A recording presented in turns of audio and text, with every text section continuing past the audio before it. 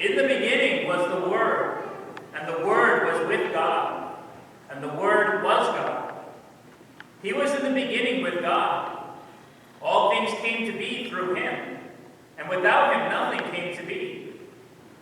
What came to be through him was life, and this life was the light of the human race. The light shines in the darkness, and the darkness has not overcome it. A man named John was sent from God. He came for testimony, to testify to the light, so that all might believe through him. He was not the light, but came to testify to the light. The true light, which enlightens everyone, was coming into the world. He was in the world, and the world came to be through him, but the world did not know him. He came to what was his own, but his own people did not accept him. But to those who did accept him, he gave power to become children of God, to those who believe in his name, who were born not by natural generation, nor by human choice, nor by a man's decision, but of God. And the Word became flesh and made his dwelling among us. And we saw his glory, the glory as of the Father's only Son, full of grace and truth. John testified to him and cried out, saying, "This was he of whom I said, the one who is coming after me ranks ahead of me, because he existed before me." From his fullness we have all received grace in place of grace, because while the law was given through Moses, grace and truth come through Jesus Christ. No one has ever seen God. The only Son, God, who is at the Father's side, has revealed him. The Gospel of the Lord. Praise to you, Lord.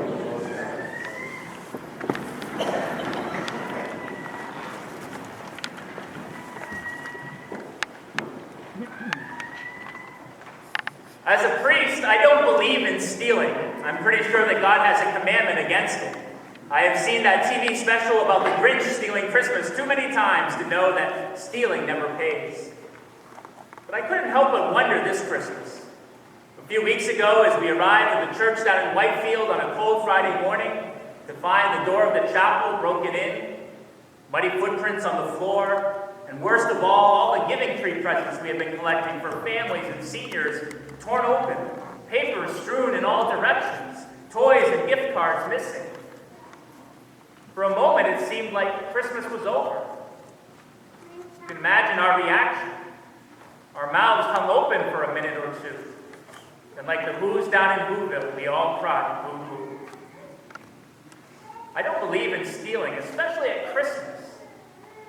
Though my grandfather likes to tell the story of when he was a young married man, just 19 years old, he was so poor that in order to provide a Christmas for his wife and newborn infant son, on Christmas Eve night, he dressed all in black and snuck over to the hotel next door, quickly took out his saw and cut down a pine tree from the hotel landscaping and ran back home with it on his shoulders.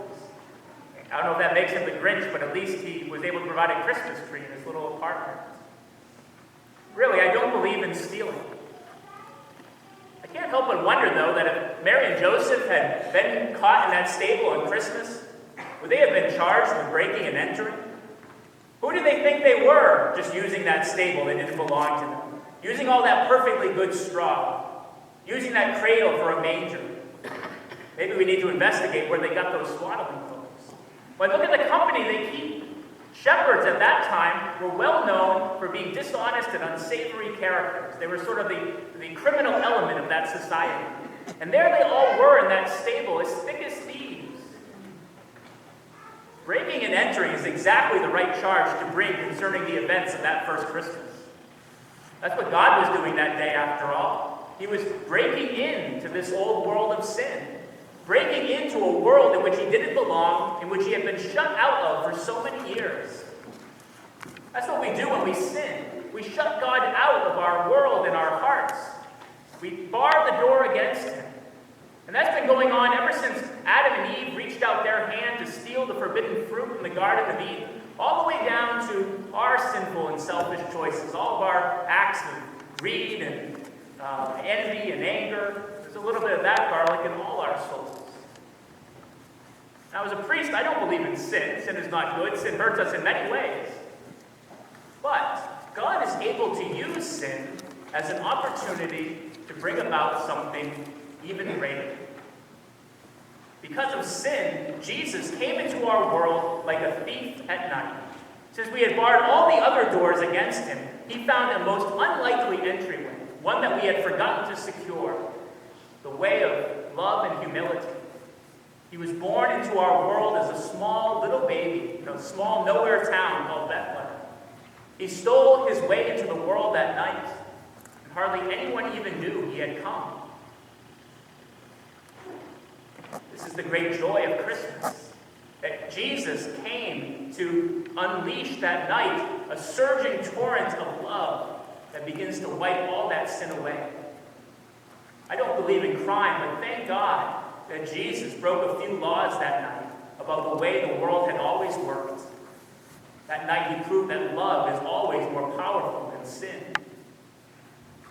It's that same Jesus who comes knocking at the door of our hearts, not as a thief, but as a proper beggar, asking to be let in, asking for the gift that he longs for, the gift of our hearts.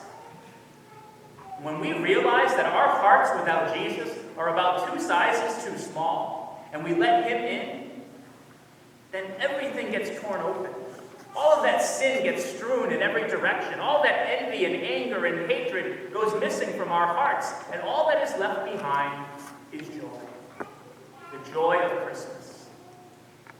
I remember the first day I really let Jesus into my life and my heart to heal me and transform me. I felt like my heart grew 3 sizes that day. I should have remembered this Christmas story as I stood there a few weeks ago looking at the broken door, looking for the missing presents that weren't there. Christmas is not about ribbons. It's not about tags. It's not about packages, boxes, or bags. Christmas is about what is in our hearts, thanks to Jesus. It is about the joy and peace that can be in our hearts when we give our hearts to him. And if we have that, no one can steal that away from us. As you know, the media quickly got wind of our story. Channel 9 News came up and did an interview about the Christmas Grinch. The story of the church theft was on the front page of all the papers. For a while, I felt like I was doing a press conference every day. I'm still waiting for my call from Good Morning America. How is that sin of theft met? With a surging wave of love and generosity that wiped it all away. The generosity of the teenage boy up in Pittsburgh who heard the story and canvassed his neighborhood collecting gifts and brought them all down in his pickup truck. The neighborliness of the Methodist church across the parking lot that took up a collection for us. The love of the 3 kids here in Lancaster who were so upset at what had happened that they gave $1 each from their piggy bank. Within 24 hours, we had received enough to replace all the stolen gifts and to get a head start on next year. I had to beg people to stop giving. The love was too much. As a priest, I don't believe in stealing. But like all sin, it gave God the opportunity to do something greater. Christmas is all about the fact that love is more powerful than sin. No thief can stop Christmas from coming. It came. Somehow or other, it came, just the same. He puzzled and puzzled till his puzzler was sore. Then the Grinch thought of something he hadn't before. Maybe Christmas, he thought, doesn't come from a store. Maybe Christmas, perhaps, means a little bit more.